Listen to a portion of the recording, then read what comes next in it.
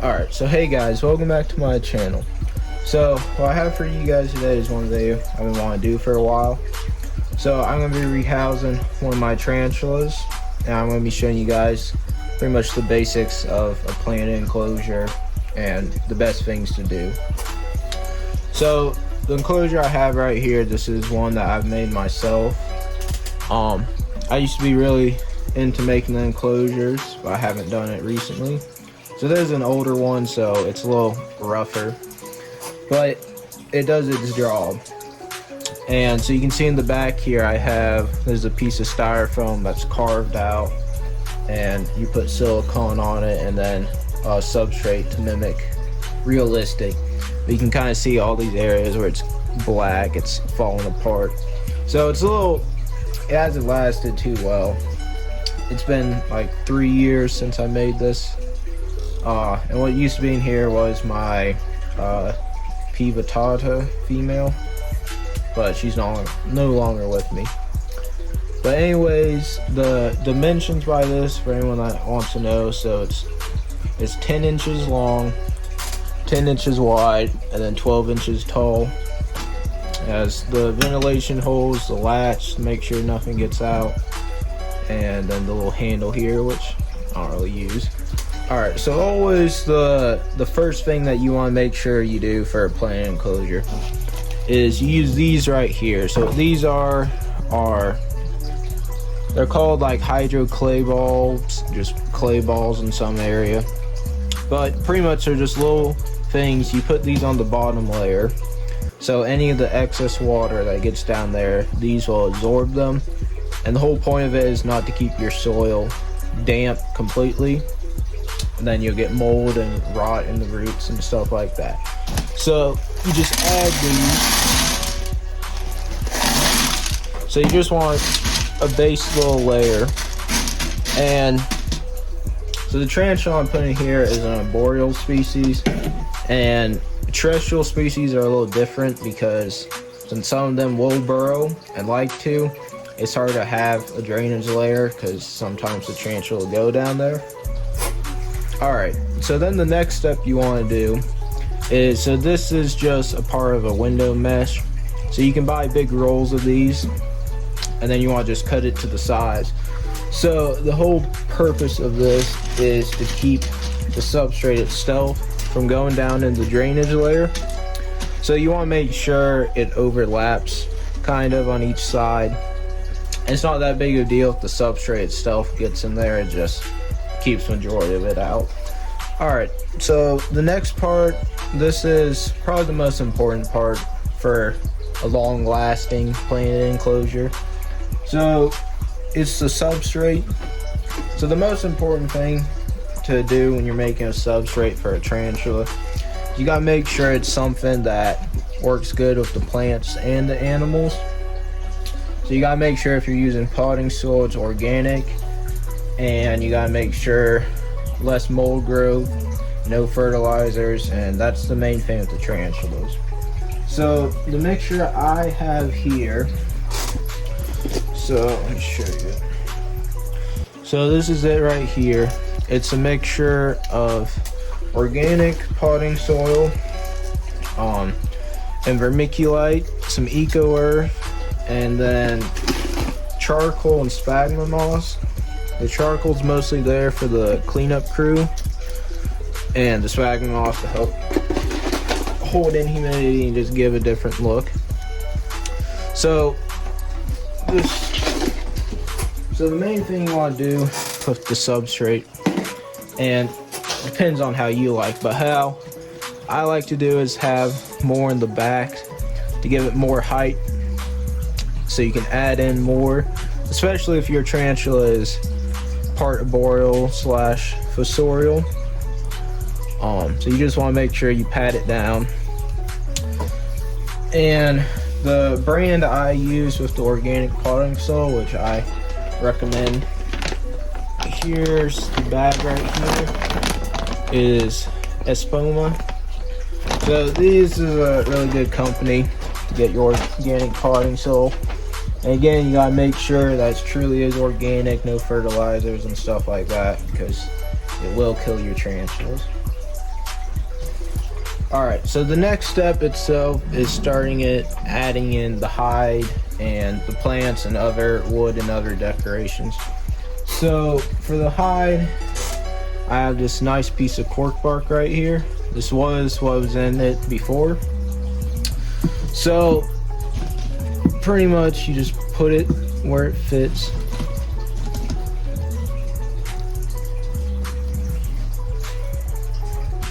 So you can see I have it facing towards the front because this particular tarantula, I've noticed she's out and about all the times, even with the light.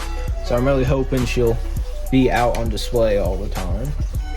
Alright, so the next, and this is the part that can make your enclosures look the best. So I'm going to be adding in the plants now. So I have a few different kinds here I'm going to be adding. So the first is this creeping ficus. So I have the smaller one here, and it ended up drying out and it looks pretty rough now. So I'm going to use this in here just to have it. It needs to be repotted anyways. But then I have this larger one here, and I'm just going to use a part of this too. So the creeping ficus, they're a pretty hardy plant and they like to climb. So what I'm hoping will happen is it will climb up the side of the cork bark here or on the background. So I'm going to place it just around here, and you want to make sure you have the roots completely buried and then moisten it down later on.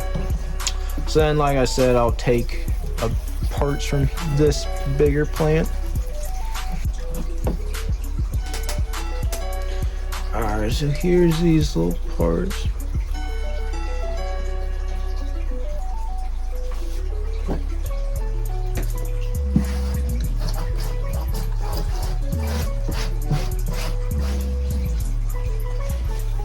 So then, what else I have here? So this is, the common name is arrowhead plant. The scientific is Sigonia. So my mom, she's really into plants and she has tons and tons of plants. So that's where I learned most of my plant knowledge. But anyways, so these are parts from her plants.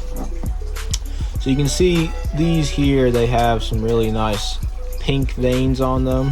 So there's two different ones here. So I have them in this to help their roots develop before I put them in here. So I think I'll use the pink one here. And so their roots, I didn't wait long enough for their roots to grow, but you want to make sure that you keep it really moist to help them with that. So I'm gonna put it just here in the back. And you can see how these grow, they grow a lot taller than most plants, so it's harder to trim them back because it's the whole leaf itself. Alright, so then what I have here, so these is kind of what I've been planning ahead. So all these are trimmings from plants that I've been growing out in here. So majority of what these are kinds of begonias. Pretty much all of these are different begonias. And you can see some of these, how nice the colors are on them. And all these have just started off just like this, just leaves. And they've grown whole new plants from that. And then I have a few others. This is a Persian violet and some peperomias and stuff like that. But this is a good way to get the most out of your plant. So you have a full plant and then you can make many more from it. So if you want to learn how to do this, I can show you, make a video of it.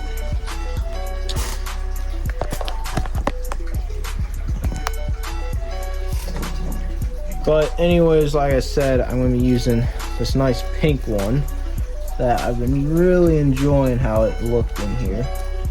So you want to make sure, because these are still small plants, you want to make sure you get the whole little dirt area from there, and then you want to just, alright, so my camera went off. So what I did in the meantime, I had the bromeliad, and I went ahead and add these oak leaves. So leaf litter is an optional thing, but it adds in for the cleanup crew, good stuff for that, and also mostly for the look. So there's something that I'm trying that I've wanted to try. So I have a lot more leaf litter than I normally use. It's mostly a cover up because the substrate doesn't look too good with a lot of vermiculite. So another very important part is the cleanup crew itself. So the main thing, so the main type you'll be using, that you'll see most people use, are these right here. So they're teeny tiny little things.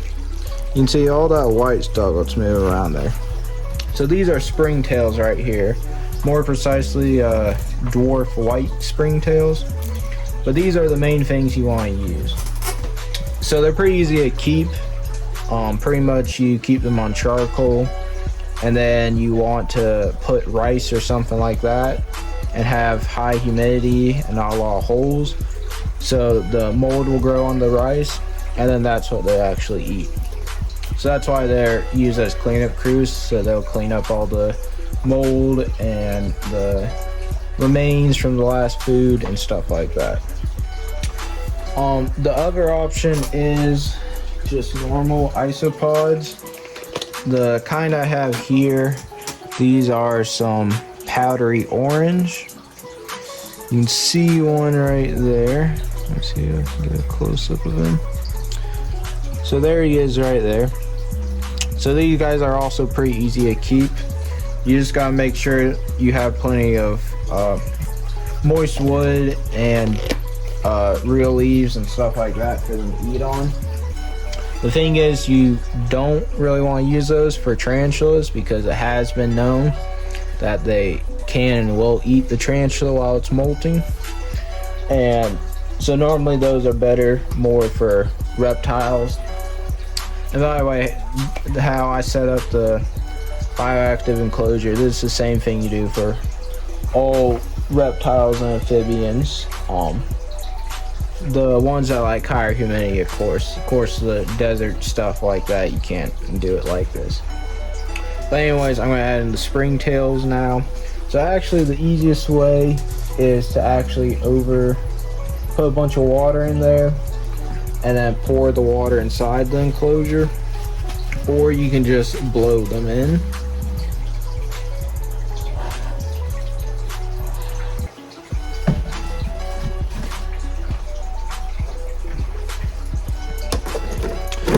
Alright, so there is the enclosure all set up and ready now.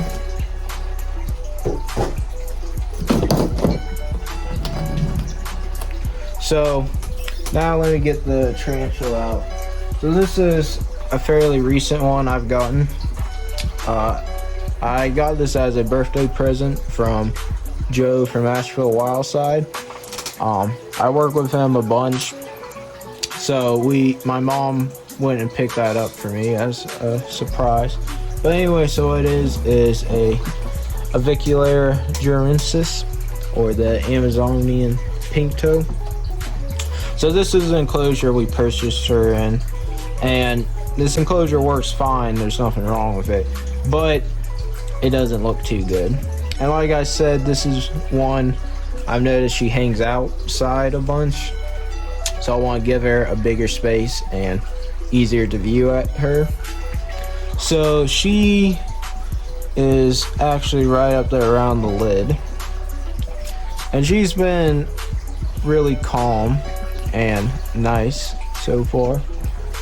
So you can see her right there.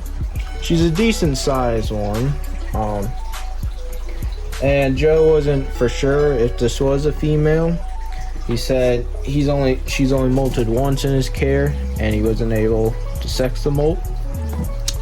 So let me just gently push her in there.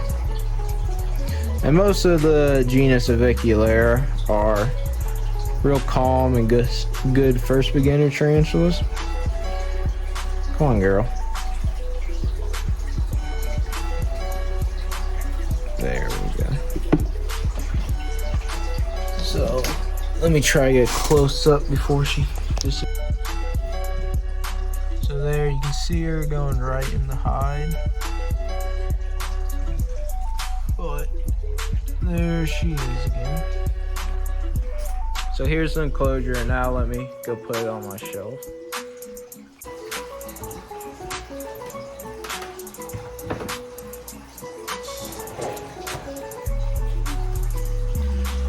Alright, so there she is on my shelf. So this show, the whole plan for it, which I haven't done, but so let me show you the overview of it. So this shelf here, the dimensions, it's 6 feet long, 6 feet tall, and then like a foot deep.